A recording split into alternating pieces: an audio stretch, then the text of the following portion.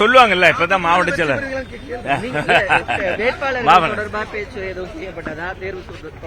இல்ல மாவட்ட செயலருக்கு ரொட்டீனா பொதுச் செயலாளர் என்ன தகவல் சொல்வாரு அது சொல்லியிருக்காங்க. தேர்தலுக்கு எந்த அளவுக்கு தயாராகணும்னு ஏதாவது அறிவுரை வழங்க? ஆமா, முழு வீச்சில தயாரானு சொல்லியிருக்காரு. வேட்பாளர் யார் யாரெல்லாம் அதெல்லாம் இப்பவே எப்படி ஒரு பரிந்துரை பட்டியல் கேட்டுக்கிறதா சொல்றாங்க. அது இனிமேல் தான் கேட்பாங்க. இப்ப வந்து முழு வீச்சில் நாடாளுமன்ற தேர்தலுக்கு பணியாற்றணும், அது எப்படியெல்லாம் பணியாற்றணும் அப்படின்றத வியூகங்கள்ல சொல்லி கொடுத்திருக்காரு, சொல்லியிருக்காரு எப்படி எப்படி செயல்படணும். கலந்துக்கிட்டாரு. தென் மாவட்டங்கள்ல அவருக்கான ஆதரவு எப்படி இருக்குன்னு நினைக்கிறீங்க? தென் மாவட்டங்கள் எப்பொழுதும் அண்ணா திராவிட முன்னேற்ற கழக ஆதரவு தான். எப்பவுமே அதிமுக கோட்டை, புரட்சி தலைவர் அம்மா, இப்ப நம்முடைய புரட்சி தமிழர் எடப்பாடியார் பக்கம் தான் அதிமுக இருக்கு. அதுக்கும் எஸ்டிபிஐ கலந்துகிட்டதுனால சிறுபான்மை மக்கள் மத்தியில் அண்ணன் அவர்களை மிகப்பெரிய ஒரு எதிர்பார்ப்போட வரவேற்றாங்க. அண்ணனும் அருமையா பேசினாரு, சிறப்பான அவங்களுக்கு மகிழ்ச்சி. 1.5 லட்சம் பேருக்கு மேல கலந்துட்டாங்க. 40 தொகுதிகளிலும் அதிமுக தான் போட்டியிடுறதுக்கு ஆயத்தமாகி வருவதா சொல்லப்படுது. அதெல்லாம் இப்போ சொல்ல முடியாது தலைவரே.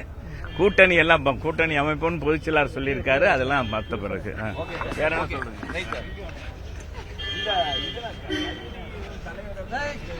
கருணாநிதியை பற்றி சொல்லியிருக்காங்கல்ல, முதலமைச்சரானது அதெல்லாம் அந்த பொதுச் செயலாளர் வந்து அன்னைக்கு வந்து கலைஞர் கருணாநிதி அவர்களை வரலாற்றை மறைக்கக்கூடாது.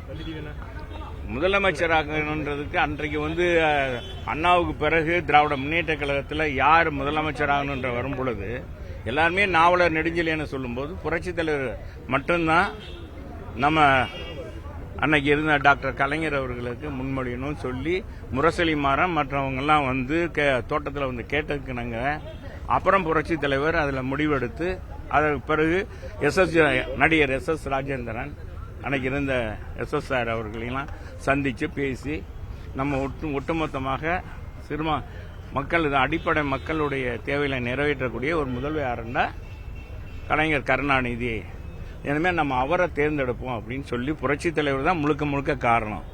அதை டாக்டர் கலைஞர் அவர்களே எங்கள் தங்கம் படத்திலே சொல்லியிருக்கார்.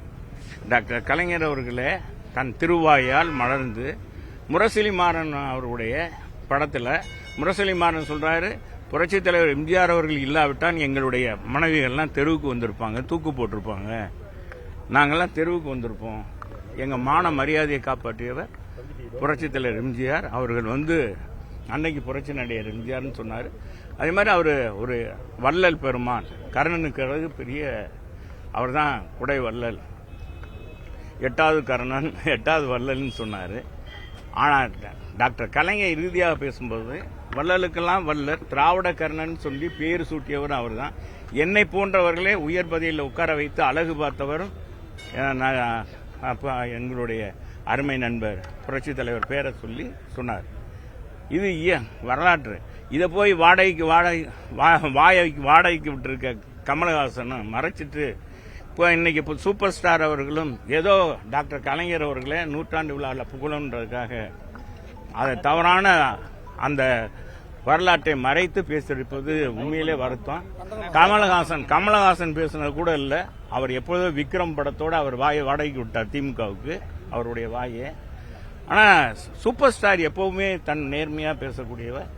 அவர் இதுல கருத்து சொன்னது உண்மையிலே மன வருத்தமாக இருக்கிறது. உண்மையில வருத்தமாக இருக்கிறது. அது கண்டனம்னாலே உங்களுக்கு தெரியும்ல, இது வருத்தம்னாலே சூப்பர் ஸ்டார் வந்து இந்த மாதிரி பேசுவாரா அப்படின்றது எங்களுக்கு நாங்கள் எங்களை போன்றவர்கள்லாம் நாங்கள் நிச்சயமா அது மாதிரி பேச மாட்டாருன்னு நினைச்சோம். ஏன்னா நாங்கள் எம்ஜிஆருடைய ரசிகர்கள், புரட்சி தலைவருடைய தொண்டர்கள், புரட்சி அம்மாவுடைய தொண்டர்கள். நாங்கெல்லாம் இது மாதிரி எதிர்பார்க்கவே இல்லை அவர் இப்படி பேசுவாருன்னு.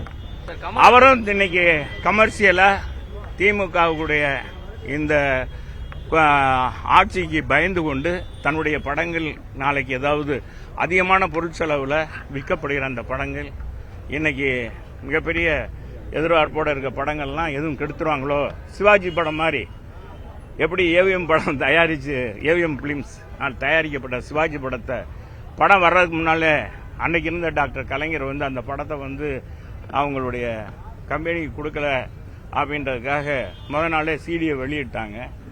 அப்படி வெளியிட்டதன் அடிப்படையில் அந்த படம் ரொம்ப இதாச்சு. அதோட ஏவிஎம் படம் தயாரிக்கிறதை விட்டுட்டாங்க.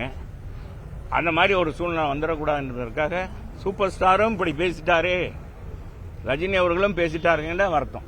பொதுச் செயலாளர் இபிஎஸ் இருக்காரு இல்லையா, அதெல்லாம் விரைவில் இருக்கும்னு OPS அது பொதுச் சொல்லியிருக்காங்க. செயலாளர் பொதுச் செயலாளர் பதில் சொல்லுவார்.